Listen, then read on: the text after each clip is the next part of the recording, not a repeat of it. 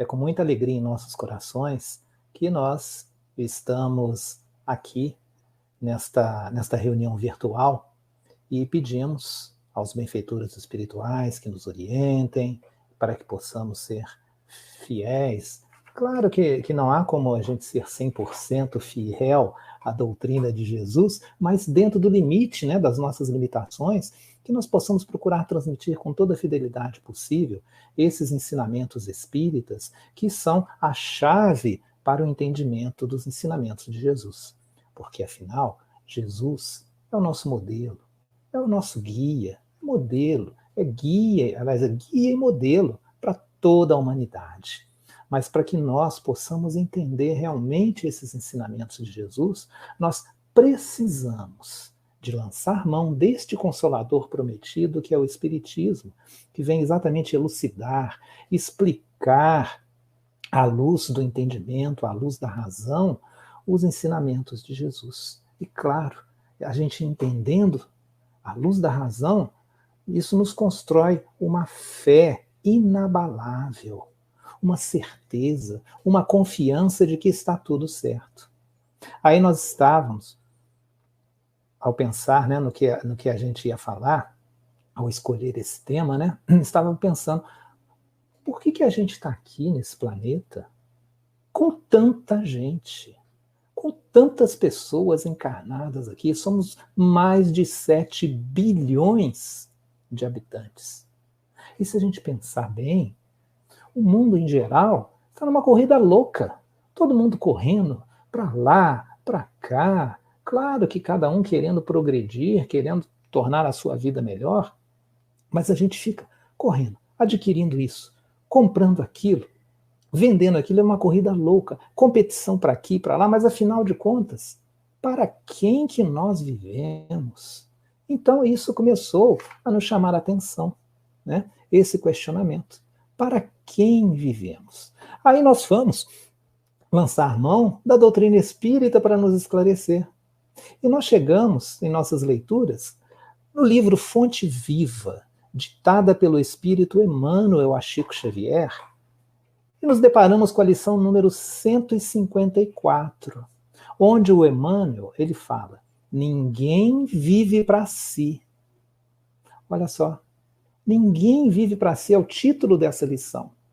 E o Emmanuel, ele começa as lições desse livro, Fonte Viva, aliás, até muito interessante, é um livro com 180 capítulos. Aliás, é uma série, né? Tem o Fonte Viva, Vinha de Luz, né? É uma série de livros, e todos eles dessa série, eles têm 180 lições, ou 180 capítulos. Começamos a pensar, discutir ideias, e um amigo nos propôs uma ideia muito interessante. Olha só, são 180 capítulos. Se a gente comparar esses capítulos com graus, o que é uma pessoa girar de 180 graus? É dar uma guinada na sua direção. Então, achamos muito interessante a comparação que esse amigo fez. Comparando os 180 capítulos deste livro e dos livros dessa série, que podem promover em nós uma guinada de 180 graus na nossa caminhada evolutiva. Então, nós podemos mudar muito e mudar para melhor. E o Emmanuel, no início de cada trechinho desse, a gente fala trechinho, mas a sabedoria, né, os conhecimentos são muito profundos. No início de cada lição deste livro, ele pega uma passagem evangélica. E dessa lição em especial, Ninguém Vive para Si, ele pegou uma citação, um trecho da carta de Paulo aos Romanos.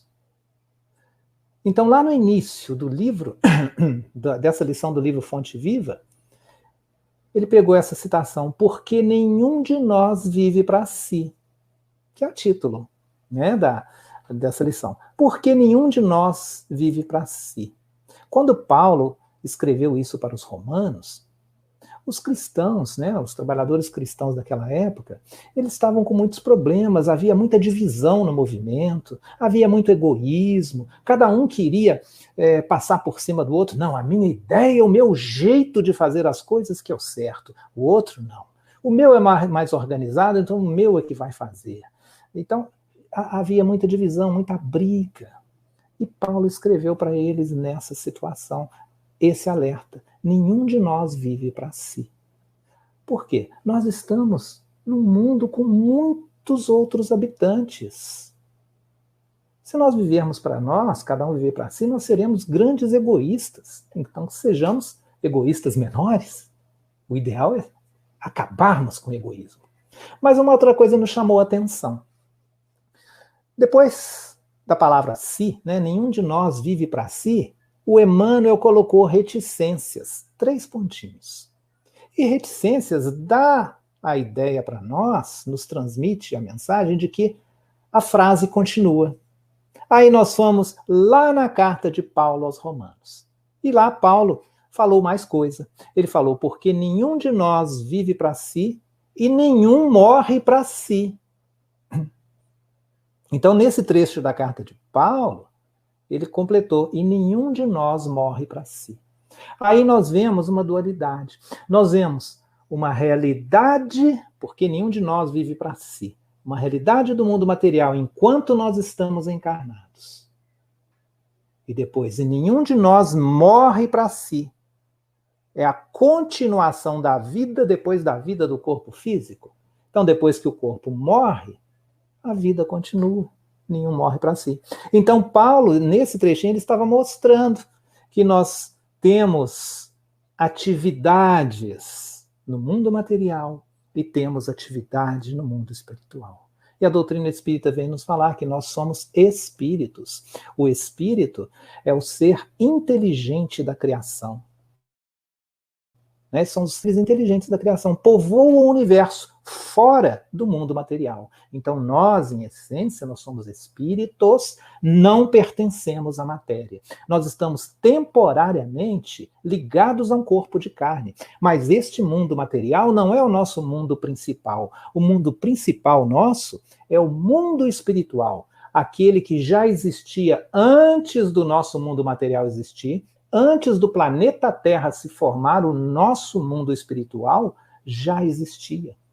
E depois, algum dia, quando acabar o nosso planeta Terra, que um dia, daqui a alguns milhões ou bilhões de anos, ele vai acabar, né? Na verdade vai se transformar, né? Vai se desintegrar, e suas partículas provavelmente vão formar outros mundos. Então, depois que o planeta Terra material acabar, o plano espiritual vai continuar existindo, porque ele preexiste e sobrevive a tudo. E assim, o espírito também, nós vamos progredir. Quando o nosso corpo físico morre, quando acaba a vida material, nós continuamos. É o que a doutrina espírita nos fala, é o que nós vamos ver nessa nossa reunião virtual aqui de hoje. Então, o Paulo chama-nos a atenção para a chamada vida após a morte. E nenhum de nós morre para si. Aí nós fomos lá em Allan Kardec. Nós fomos lá na codificação do Livro dos Espíritos. Então, pedimos ajuda a Allan Kardec, aos espíritos superiores. E lá no Livro dos Espíritos, nós achamos a questão número 284.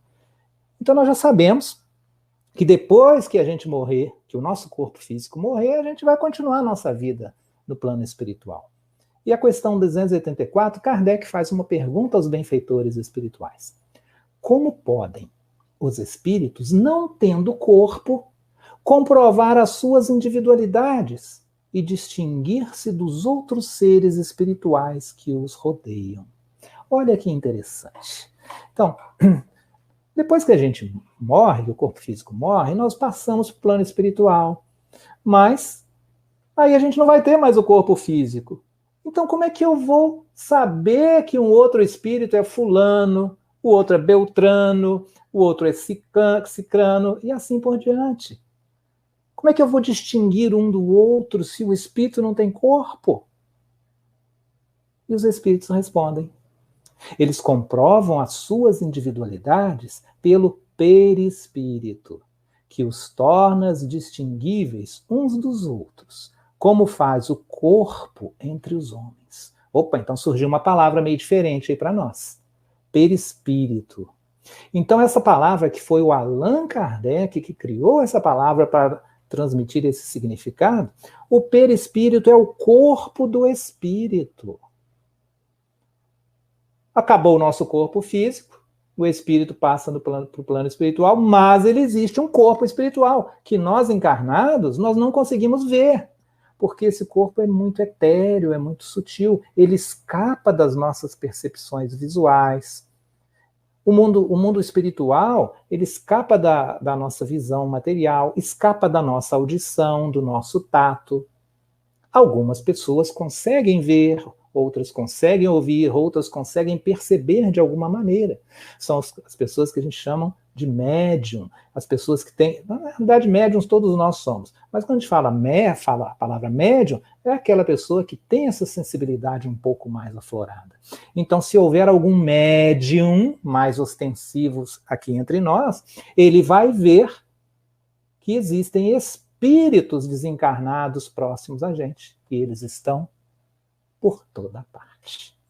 Eles estão no centro espírita que a gente vai. Eles estão no meio da rua. Eles estão na nossa casa. Então, por todo lugar. Povoa o universo. Mas o importante daqui é a gente observar que essa palavra perispírito, ela quer dizer o quê? O corpo do espírito. Então, quando algum médium vidente fala, olha, eu estou vendo um espírito. Na verdade, ele não está vendo o espírito, ele está vendo o perispírito, ele está vendo um perispírito, porque o espírito em si, ele não tem forma. Ele pode se assemelhar a uma chama, uma centelha, ou mesmo, a gente pode arriscar uma irradiação, né, que é um espírito.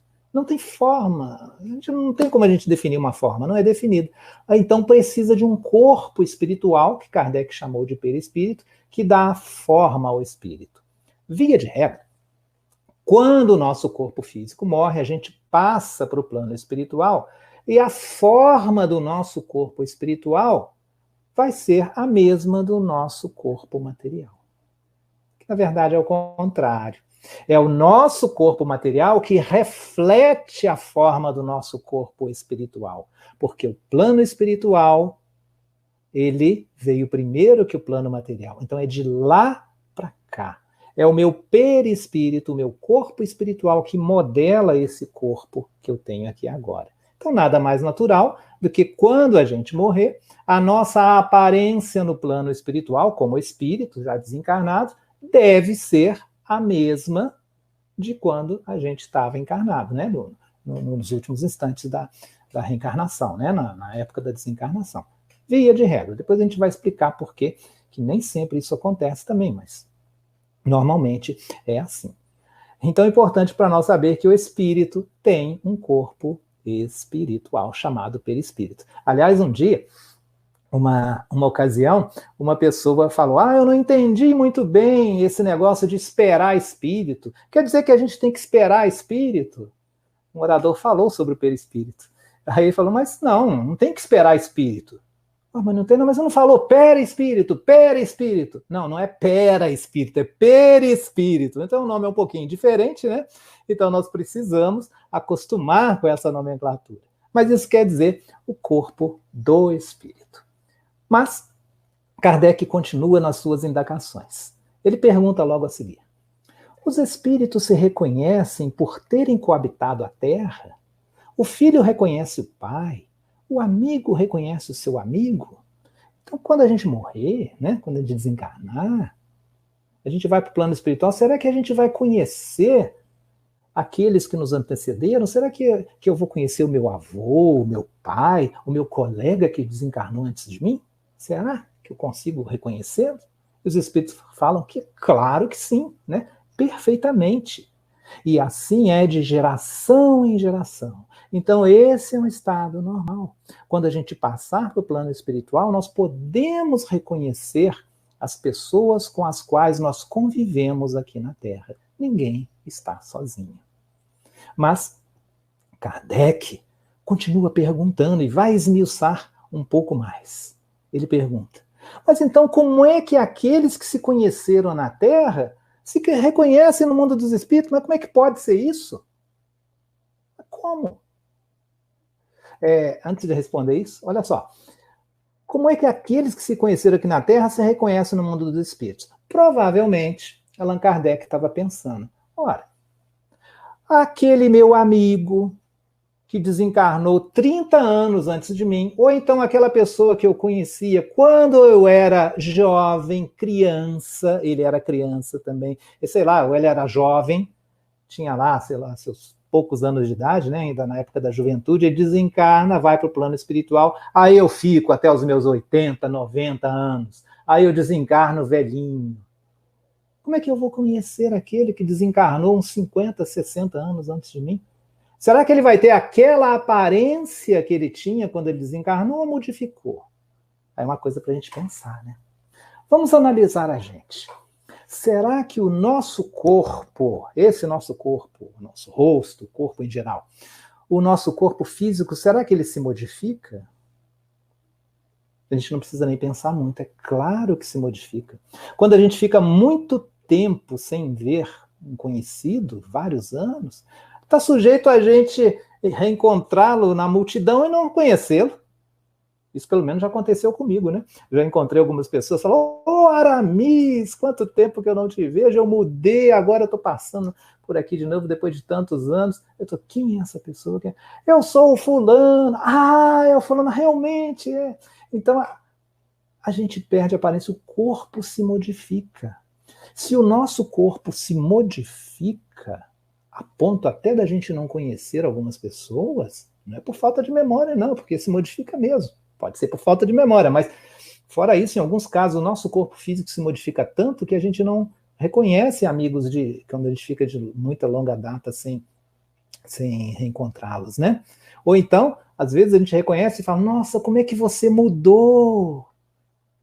Outro dia eu encontrei, estavam duas mulheres conversando, e uma falou, nossa, tanto tempo que eu não vejo você, amiga. É mesmo, amiga, muito tempo. Nossa, como você engordou! A outra não sorriu, não, mas falou, você também! Então, olha só, se o nosso corpo físico se modifica, imagina o corpo espiritual, que ele é muito mais leve, muito mais sutil, muito mais etéreo, ele vai se modificar com muito mais facilidade e rapidez. Então, provavelmente foi por isso que Kardec fez a pergunta. Como é que aquelas pessoas que a gente conheceu aqui na Terra, nós vamos reconhecê-la lá no mundo espiritual? E aí vem a resposta, que achamos uma resposta muito indicativa, uma resposta muito profunda para a gente pensar muito nela.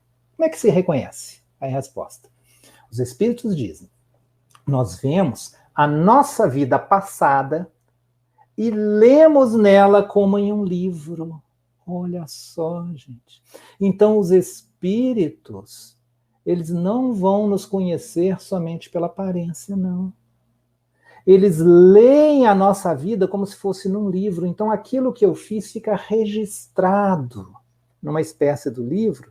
Então, todas as ações que eu fiz, eu não escondo. Os desencarnados vão ler. E prossegue. Vendo a vida dos nossos amigos e a vida dos nossos inimigos, aí vemos a passagem dele da vida corporal a outra. Então é assim que eles nos conhecem. Eles vão ler a nossa vida passada toda. Tudo aquilo que passamos na nossa vida, eles vão ler, vão relembrar aquela situação toda e com detalhes, e assim vão nos reconhecer. Não é pela aparência, ou seja, o corpo espiritual ele pode mudar totalmente de aparência, mas nós seremos reconhecidos pelos nossos atos. Tudo aquilo que nós fizemos, de bem ou de mal, fica gravado em nós. E os espíritos têm essa habilidade de ler. Então, nada do que a gente faz fica oculto. Sempre vai ser revelado. Não tem uma frase que diz que é impossível enganar todos por todo o tempo? No caso dos espíritos, a gente não engana quase tempo nenhum, né? Porque a nossa vida, tem gente que fala, a minha vida é um livro aberto. Mas a vida de todo mundo é um livro aberto para os espíritos, né? Quando ele desencarnar, vai ler tudo. E aí, Kardec procede. Deixando os seus despojos mortais, a alma vê imediatamente os parentes e amigos que a precederam no mundo dos espíritos? Então, será que assim, eu acabei de desencarnar? Vou lá, o meu querido avô, a minha querida tia, meu querido pai ou mãe, vão me receber no plano espiritual. Será que eu vou vê-los imediatamente? Nós sabemos que quando a gente desencarna, a gente passa por um momento de torpor, ou seja, de sonolência, de transição, porque as impressões que nós levamos do mundo espiritual são quando a gente leva para o mundo espiritual, então essas impressões aqui do mundo material que a gente leva para lá, essas impressões, elas custam um pouquinho demoram um pouquinho para desaparecer. A influência material ela vai diminuindo. Hoje nós estamos muito sujeitos à influência material. Mais influência material do que espiritual. Então, quando a gente passa para o plano espiritual, a gente ainda está acostumado, a gente ainda tem aqueles hábitos, nosso pensamento ainda está ligado aqui na Terra. Aí a gente pode demorar um pouquinho para reconhecê-lo, que é o que os espíritos respondem. Olha só, como já dissemos, é-lhe necessário algum tempo para que ela se reconheça a si mesma e que alije o véu material. Isso quer dizer que a gente precisa reconhecer a nós mesmos, reconhecer a nossa condição de espírito, porque às vezes a gente morre e não sabe que morreu. Morrer não dói. Não há sofrimento na morte, não dói. Sofrimento físico mesmo, porque não vai ter mais corpo físico, né? Então tem espíritos que nem sabem que desencarnaram. Então eles estão pensando que estão vivendo aqui na matéria, ou seja, estão com um véu, com algo que não os deixa se perceber como desencarnado. Mas a partir do momento que que caímos em si, caímos em nós, né? A partir do momento que ele cai em si, que se descortina para a sua nova condição, aí ele já começou a tirar o véu material, aí já pode conhecer as pessoas. E esse tempo é variável de um para outro. Claro que as pessoas mais espiritualizadas, né, as pessoas moralmente mais avançadas, mais adiantadas, esse tempo aí talvez seja de alguns segundos, né, ou talvez nem isso. Depende do desprendimento material da pessoa, né? E aí voltamos, então, para aquela citação, porque nenhum de nós vive para si e nenhum morre para si. Mas o Emmanuel, ele se fixa nessa primeira parte. Porque nenhum de nós vive para si. Então ele vem chamar a nossa atenção para agora, para o momento que nós estamos atravessando, de momento encarnados.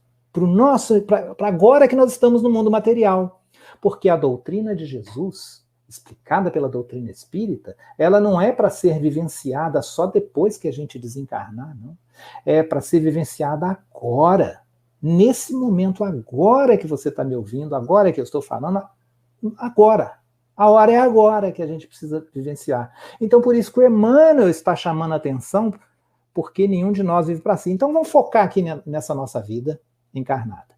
Aí a lição começa da seguinte forma. O Emmanuel diz: a árvore que plantas produzirá não somente para a tua fome, mas para socorrer as necessidades de muitos. Então, olha só, porque nenhum de nós vive para si. Porque se todos nós vivêssemos só para nós mesmos, nós estaríamos sendo egoístas. E a natureza nos dá exemplo, né? A árvore que a gente planta, os frutos que ela produz, elas saciam a fome de muita gente, não é só de uma pessoa, não. Então a própria natureza já está nos informando que ela não é egoísta. A árvore está para atender o outro, está para atender o ser humano, e não é só para ser humano, não. Para atender os pássaros que vão comer dos seus frutos, atender aos insetos. Da mesma forma, os insetos vão colaborar com o reino vegetal, ajudando na polinização. E aí vai. Então nós não somos egoístas. A natureza nos informa que as leis de Deus não são egoísticas. Há um interrelacionamento entre um e outro. Prossegue Emmanuel. A luz que acendes clareará o caminho não apenas para os teus pés, mas igualmente para os viajores que seguem ao teu lado. É aquele negócio. Vai andar numa rua à noite aí escura, se acende uma lanterna, ela não vai iluminar só para você, não. Uma outra pessoa vai se beneficiar da mesma luz. Você não gastou nada a mais para iluminar aquele trecho, é a mesma lanterna e beneficia você e beneficia os outros. Aliás, eu estou me lembrando aqui de um fato muito interessante que ocorreu há muitos anos. Benjamin Franklin era um norte-americano, estudioso, cientista, inventor. Então ele trabalhava até muito tarde no seu local de serviço. E quando ele voltava para casa, estava muito escuro. E ele tinha dificuldades de localizar a sua casa. As ruas eram largas, eram enormes, eram grandes onde ele morava, várias ruas e várias casas, e muitas delas quase todas iguais umas com as outras, então ele tinha uma certa dificuldade de localizá-la à noite. E naquela época nem existia energia elétrica, né? Não existia o uso da energia elétrica. Então ele teve uma ideia. Ao sair para o trabalho, né? Ou assim que acabasse a luz do sol, ele pedia para quem estivesse lá na casa dele acender uma lâmpada. Ele pegou uma vara, uma haste, colocou na frente da casa dele. E lá em cima era para colocar uma lamparina. Então ele pedia para as pessoas que estivessem na casa dele, quando escurecesse, colocava a lamparina lá no alto, acendia e colocava lá no alto daquela haste. Aí o que acontecia? Quando ele voltava para casa, já estava de noite, ele ia olhando rua por rua que estava passando. Ele via uma ruazinha lá, entrava na rua da casa dele, ele estava vendo lá no final da rua, que a rua era grande, uma luzinha. Aí ele já sabia que a casa dele estava ali. Aí ele ia com muito mais facilidade, chegando perto da casa dele, localizava com muita facilidade. Aí chegando lá, estava aquela lamparina acesa, facilitava ele a achar a fechadura da porta, abrir a porta e entrar. Facilitou a vida dele. Mas o vizinho dele também era beneficiado, porque as casas eram próximas uma outra, e o vizinho dele acabou sendo beneficiado pela mesma luz. O outro vizinho do outro lado também. Quem morava em frente também foi beneficiado. Então, beneficiou, no mínimo, umas 5, 6 pessoas que moravam ali por perto. Aí um outro vizinho mais distante viu aquilo, fez a mesma coisa. Um outro viu, fez a mesma coisa. E com o passar do tempo, toda a rua estava com lamparinas na frente de suas casas. Estava inventada a iluminação pública, que na época não era pública, cada pessoa fez a sua. Mas aí depois os vereadores viram, levaram a proposta para a Câmara e votaram leis para começar a iluminação pública. Então veja bem, gente, o espírito de cooperação. E isso veio nos falar, nos mostrar que nós não somos egoístas. Quando nós não somos egoístas, o mundo progride. Se ele fizesse isso e retivesse somente para ele, só ele seria o beneficiado. Como fez isso para todos, todos foram beneficiados e gerou emprego, gerou renda, gerou riqueza, gerou progresso.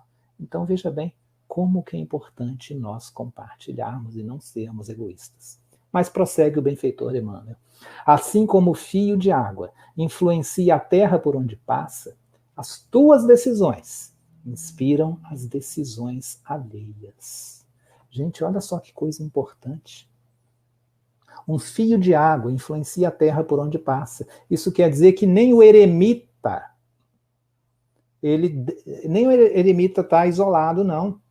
Os atos do eremita, aquilo que o eremita fizer, ele deve satisfação à natureza. Vai influenciar alguma coisa. A pessoa toma uma decisão de rasgar um pedacinho da terra para ali correr um filete d'água, para levar água até um outro lugar. Naquele filete d'água ele já vai estar alterando a natureza. Aquele filete d'água já vai umedecer a terra ali próxima às margens, já vai favorecer o plantio, já vai favorecer a vida, vão nutrientes que vão circular por ali, talvez peixes. Então olha só como vai sendo modificado. Aquilo que a gente decide fazer vai modificar muitas coisas, principalmente a natureza. E a decisão que a gente tomou vai inspirar decisões de outras pessoas. Às vezes a pessoa quer tomar uma decisão e às vezes está insegura, a pessoa vai lá e faz, o outro fala, vou fazer igual. Outro, eu vou fazer igual também. Então, se a nossa decisão foi uma decisão positiva, nós vamos influenciar positivamente algumas pessoas. Mas e se for negativa? Estaremos influenciando outros negativamente também. Porque é uma coisa bem automática, bem natural, né? Eu faço isso, vou fazer igual, vou fazer também. Né? Então, a gente sempre inspira outras decisões. E aí, gente, nós lembramos da lei de sociedade, porque já que uma decisão inspira a outra, a decisão de uma pessoa inspira a outra pessoa, nós lembramos lá da parte 3 do Livro dos Espíritos, da lei de sociedade. A gente não vai ler isso aqui não, a gente só vai comentar os 3 aspectos fundamentais da lei da sociedade. Uma delas é o seguinte, é que a vida social está em a natureza. Então nós temos uma necessidade. Nós temos, se está na natureza, nós temos uma necessidade. Temos a necessidade de atender a nossa vida social. Não dá para a gente ficar isolado. Não dá para a gente ficar insulado. Se a gente ficar insulado, nós vamos adoecer. Primeiro, nós vamos adoecer psiquicamente. E depois, fisicamente.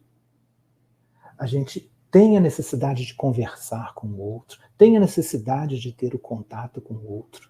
Nessa pandemia, em que nós devemos praticar o distanciamento social, lembremos bem, é distanciamento social, não é isolamento social. Foi até divulgado aí sobre o isolamento social e algumas pessoas ficaram até ali em cima. Nós precisamos tomar cuidado, é verdade. Mas ninguém consegue ficar isolado por muito tempo. Vou até contar uma coisa aqui. Eu trabalho numa escola. A escola ficou fechada por quase um ano. Este ano, as aulas presenciais na escola que eu trabalho voltaram. Aí nós fomos lá nos primeiros dias de aula.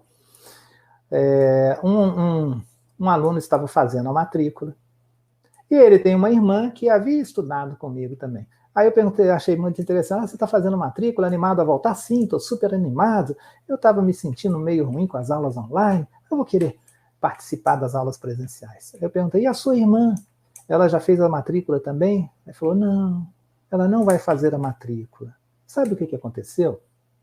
A minha irmã, ela ficou isolada. E ela ficou com muito medo, medo demais. Aí ela desenvolveu um pânico. Ela passou a não sair do quarto, passou a não pegar a luz, totalmente isolada, nem queria conversar com ninguém e com muito medo. E com isso, ela desenvolveu uma doença autoimune. Então hoje, para ela continuar viva, ela faz uso de inúmeros medicamentos. Disse ele que mais de 90 medicamentos diferentes por dia. Então, olha só, o isolamento ele tem repercussões psíquicas e físicas também. Então, nós temos essa necessidade. Hoje, a tecnologia, isso que nós estamos fazendo agora, ameniza. Às vezes, uma reunião online, onde as pessoas podem ver os seus rostos, um conversar com o outro, ameniza muito. Porque, na verdade, nós estamos tendo um contato social virtual, mas já é um ponto positivo. Então, hoje, graças a Deus, nós temos a tecnologia que pode amenizar um pouco dessa situação. E os Espíritos dizem que o homem insulado não progride, não tem jeito da gente progredir. Tá vendo aqui, já está quase na hora da gente encerrar, né? Ou não? Não, estou vendo errado. Estou sem falta de óculos, né? Ainda temos um tempinho. O homem insulado, ele não progride, porque não há como. Nós não temos todo o conhecimento do universo. Então nós precisamos entrar em contato com outra pessoa, trocar informações, trocar ideias, trocar conhecimentos e assim um contribuir com o outro para progredir. Às vezes eu sei muita coisa de matemática, mas não conheço quase nada de inglês. Às vezes eu sei bastante coisa de física, mas não conheço de história. Às vezes eu sei fazer muito bem, entendo muito de informática, mas eu não entendo de cozinha. Então a gente precisa trocar informações, né, para assim um ir ajudando o outro na complementação dessas informações, desse conhecimento. E também tem uma terceira coisa que é falada na lei de sociedade, que todos devem concorrer para o progresso, auxiliando-se mutuamente. Olha que coisa fantástica, gente. A gente fala fantástico, né? Mas no bom sentido, né?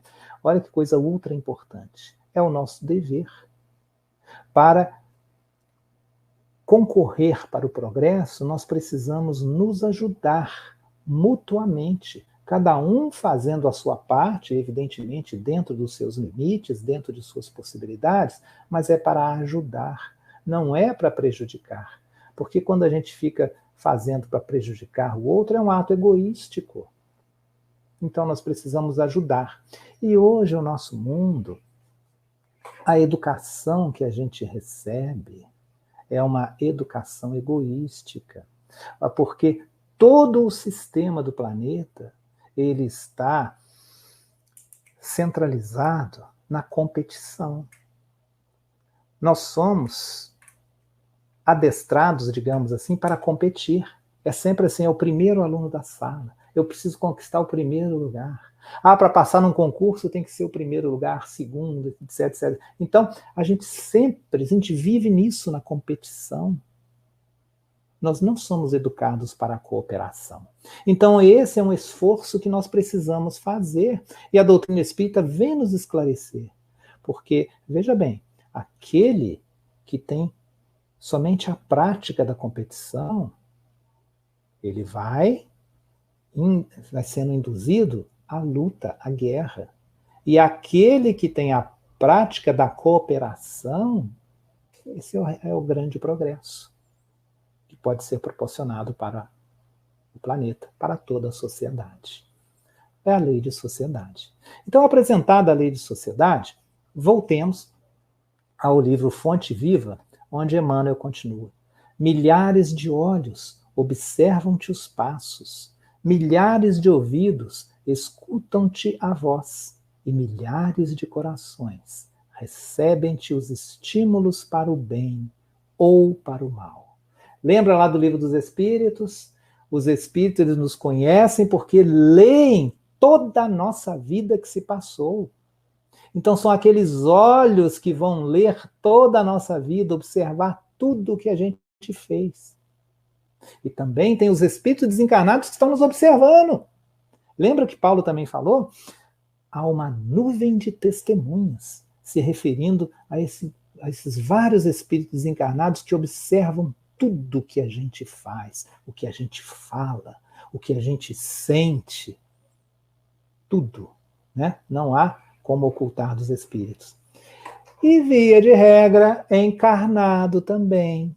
Outros seres encarnados, outros humanos, digamos assim, encarnados, estão nos observando. Está cheio de câmera por aí. Parece que nós vivemos num Big Brother ambulante, né? Tem câmera para todo lado, nós estamos sendo observados a todo instante. E mesmo se não tivesse as câmeras, sempre há uma pessoa que está observando outra, mesmo no mundo encarnado. Estou me lembrando aqui de um outro fato.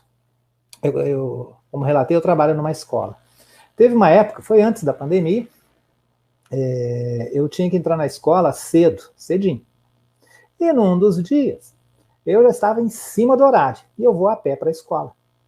Eu moro na cidade de Santos Dumont, uma cidade bem pequena. Eu moro num lugar alto, num morro. Existe um atalho para descer, que é uma ruazinha super inclinada, que a gente chama de Rua da Escadinha, porque na realidade é uma escada, muito longa. Então, eu passei por ali, já estava muito em cima da hora, passei por ali bem rapidamente para chegar no trabalho a tempo.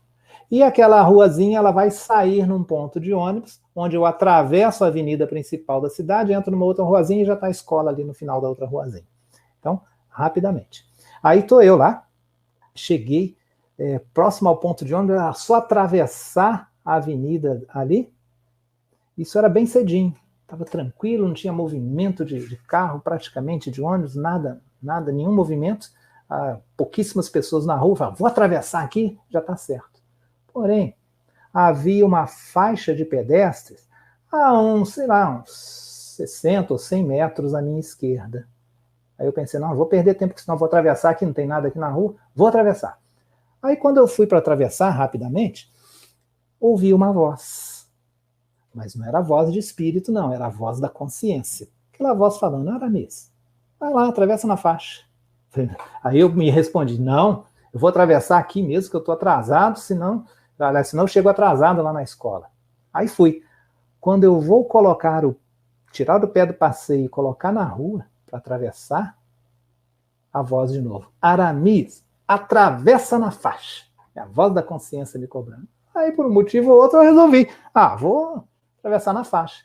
Aí eu parei, virei para a esquerda, andei lá os quase 100 metros até a faixa, atravessei a faixa, andei 100 metros de volta e fui para lá. Graças a Deus eu consegui chegar no local no trabalho, faltando 1 minuto. Mas consegui, muito em cima da hora. Aí passaram-se alguns dias, eu estava na mesma avenida, aí daqui a pouco um garotinho fala assim, Aramis! Eu era professor desse garotinho, que eu estava substituindo uma professora que ficou um tempo de licença. Né? Aí eu fui dar aula para uma turma de criança. Ele, professor, eu vi você correndo para ir na aula uma manhã cedinho. Eu vi que você estava atravessando ali na frente do ponto de ônibus, você não atravessou, você deu uma volta muito maior, mas foi atravessar na faixa. Eu estava com a minha mãe, aí eu falei, viu, mãe? É isso que a gente aprendeu na escola, a respeitar as leis de trânsito. Então, olha só, gente. Tudo que a gente faz, a gente nem imagina que tem alguém observando a gente, estão observando. Então, nós precisamos tomar muito cuidado com o que a gente faz. Nós precisamos vigiar. Lembra? Vigiai e orai. A gente tem que estar vigilante o tempo todo, senão a gente faz muita besteira e as nossas decisões influenciam as decisões alheias. Lembra? Que Emmanuel falou no parágrafo anterior? Decisão de se eu decidisse atravessar a rua naquele lugar, olha como que estaria influenciando outra pessoa.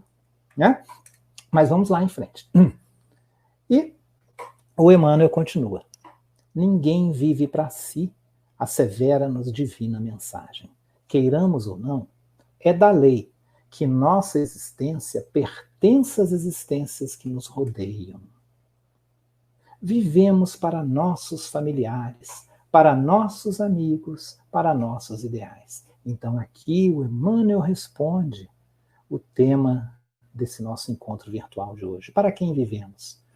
Para os nossos familiares, para os nossos amigos, para os nossos ideais, para os nossos inimigos, vivemos para os outros.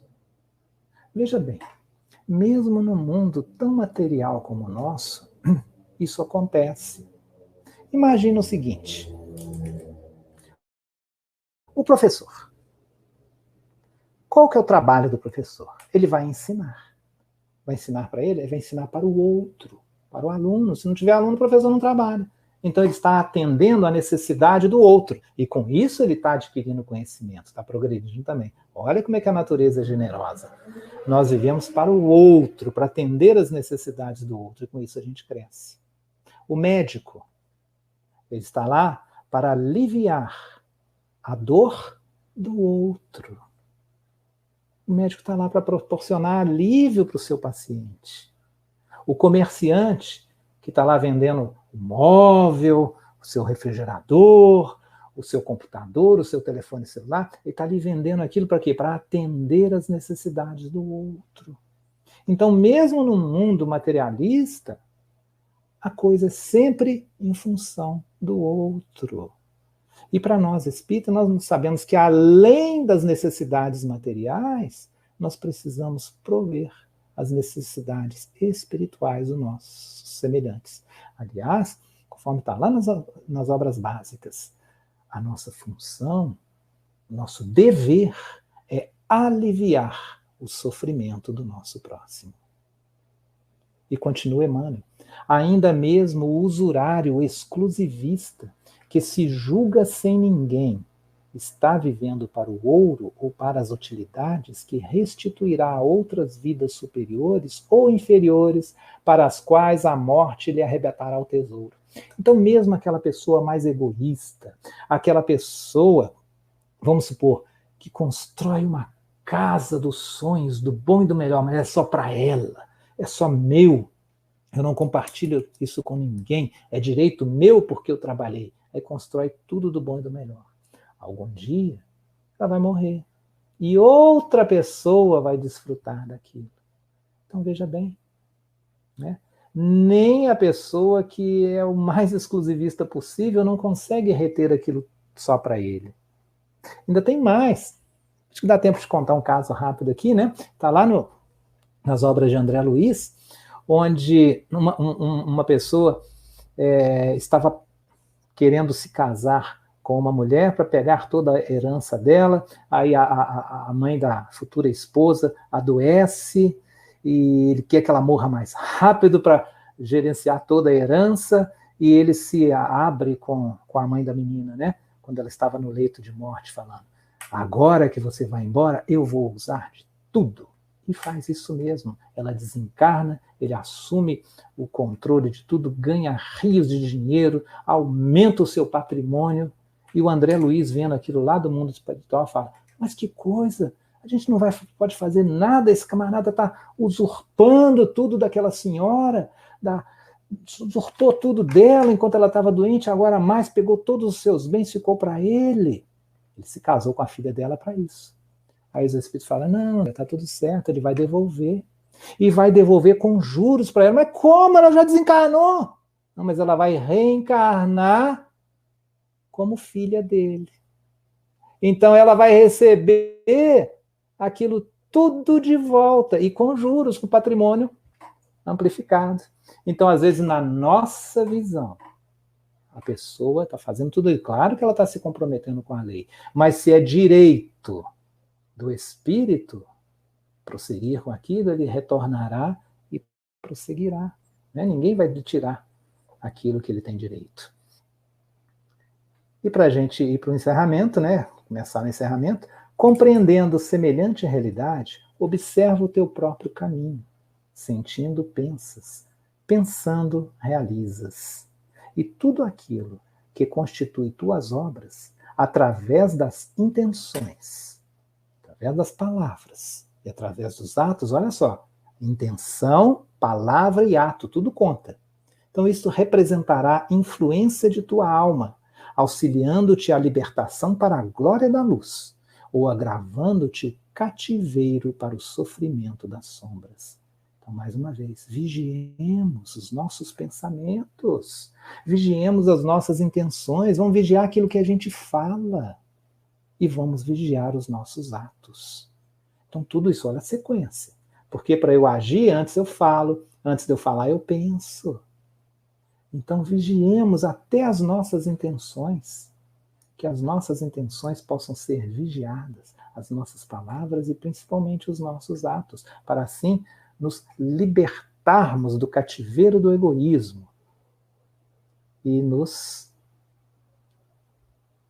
colocarmos como pessoas que estão fazendo a nossa parte na obra da criação. E terminando, o Espírito Emmanuel diz: vigia, pois, teu mundo íntimo e faze o bem que puderes, ainda hoje, porquanto, segundo a sábia conceituação do apóstolo Paulo, ninguém vive para si. Então, caríssimos, a questão é conosco. Não é a gente vigiar o outro, é vigiar a nós mesmos. É quando a gente fizer qualquer coisa, a gente se colocar no lugar do outro, porque assim nós vamos nos conhecer melhor, saber o que a gente precisa se modificar. Mas o importante é fazer isso agora, hoje ainda. Agora são quase 9 horas da noite. Então vamos fazer hoje, antes de dormir, alguma coisa. Vamos recordar todos os atos, tudo aquilo que a gente fez hoje. Mas vamos fazer isso todos os dias, né? Aliás, todas as noites. E assim a gente vai se conhecer melhor e saber que aquelas coisas boas que a gente fez, a gente continua fazendo. E aquelas coisas ruins, vamos parar com aquilo e fazer coisas melhores. Só assim a gente vai nos conhecer. Porque ninguém vive para si. Nós vivemos para o outro, mas não é pelo outro. É para o outro. Porque ninguém toma decisão pelo outro. A partir do momento que eu decido pelo outro, que eu resolvo pelo outro, eu estou cometendo um ato de orgulho, de egoísmo, diminuindo aquela pessoa e resolvendo. Eu preciso trabalhar ou fazer para e não pelo. A gente não tem como tirar a responsabilidade daquela pessoa, porque senão a gente vai estar passando por cima de um direito do outro. Então essa é a grande questão. E para finalizar, a gente nem vai usar mais slide aqui, tá? Só contar um caso que aconteceu para a gente finalizar essa nossa conversa de hoje. Há algum tempo, aconteceu no Rio Grande do Sul com um agricultor. Ele era um agricultor que ganhava todos os concursos na produção de milho. Ele produzia o melhor milho da região e melhor milho do Brasil. Chegou a produzir o melhor milho do Brasil, alcançou aquilo lá. Então ele trabalhava com muito afinco, né? Todos os anos ele ganhava em primeiro lugar os concursos de qualidade de milho. E aquilo chamou a atenção de um repórter. E o repórter foi até lá, a sua fazenda, foi entrevistá-lo e conheceu a fazenda toda, entrevistou e fez a matéria. E a matéria era mais ou menos, fez a entrevista, né? E falou mais ou menos o que a gente esperava, né? E perguntou, como que você conseguiu chegar nesse sucesso todo, produzindo sementes de altíssima qualidade? E a resposta que o agricultor deu é o que a gente já esperava, né? Fala, foi muito trabalho. Depois de muito trabalho, muita pesquisa, nós conseguimos chegar nesse ponto. Mas o caminho foi muito longo. Às vezes, quando dava um problema, alguma coisa errada, eu reunia com a minha equipe, nós trocávamos ideias, nós mudávamos alguma coisa, algum método, alguma maneira de fazer, e a gente melhorava um pouquinho. Às vezes piorava. Mas aí a gente modificava rapidamente e acabava descobrindo uma maneira um pouquinho melhor de fazer. E assim, ao longo dos anos, a gente foi conquistando com um trabalho muito participativo, todos trabalhando, trocando ideias, trocando conhecimentos, somando conhecimentos e somando atitudes. Aí o repórter se deu por satisfeito, agradeceu e foi preparar a matéria.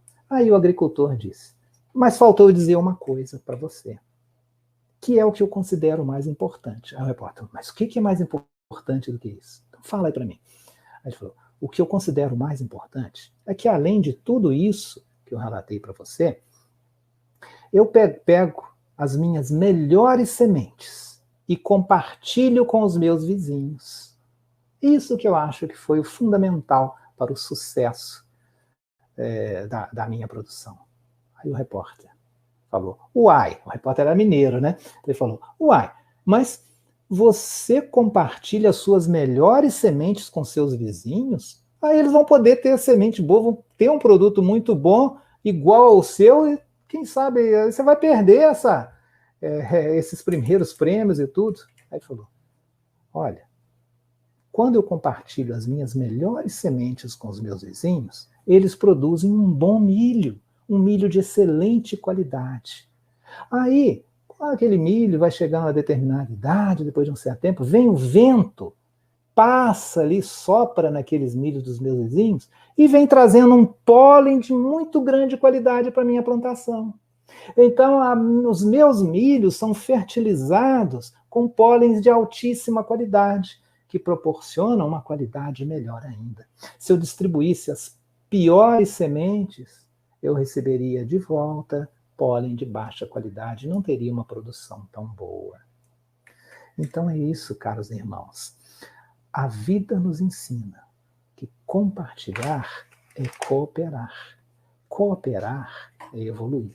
Que possamos analisarmos os nossos atos, que possamos cooperar mais com o vizinho, com o próximo, com o amigo e até com o inimigo, porque se ele é inimigo hoje, ele já foi amigo anteriormente. Então que possamos estar em paz.